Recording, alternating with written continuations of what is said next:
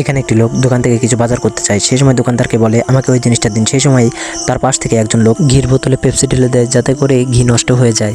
তারা দুজন আগের থেকে বুদ্ধি করে আসে যাতে করে দোকানদারকে আজ বোকা বানিয়ে কিছু টাকা ইনকাম করে নেওয়া যায়। তখন দোকানদার তার চাওয়া জিনিসটি তাকে বুঝিয়ে দেয়। ততক্ষণে তার আরেক বন্ধু পালিয়ে গিয়ে টিউবওয়েলের কাছে যায়। তখন সে গোসল করতেছে আর ভাবতেছে তাড়াতাড়ি যেতে হবে আমাকে, না হলে পরে দোকানদারকে বোকা বানাতে পারবো না। তখন তার এই বন্ধুর দোকান থেকে আরো জিনিস নিতে থাকে। কিছুক্ষণ পর তার ওই বন্ধু আবার দোকানে ফিরে আসে।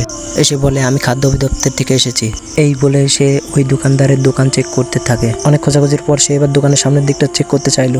তখন সে জিজ্ঞাসা করলো এটা কিসের বোতল? তখন দোকানদার বললো এটা হচ্ছে ঘির বোতল। তখন সে ওই ঘির বোতলটা চেক করে যেটাতে সে পেপসি ঢেলেছিল। তখন সে দোকানদারকে বলে এগুলো তো নষ্ট হয়ে গেছে। তখন ওই লোকটি বলতেছে দাঁড়া, তোকে এখনই 5 লাখ টাকা জরিমানা করছি। তখন পাশ থেকে ওই লোকটি বলতেছে কিভাবে 5 লাখ টাকা দেবে, তার চেয়ে কিছু কম করে দেখেন হয় নাকি।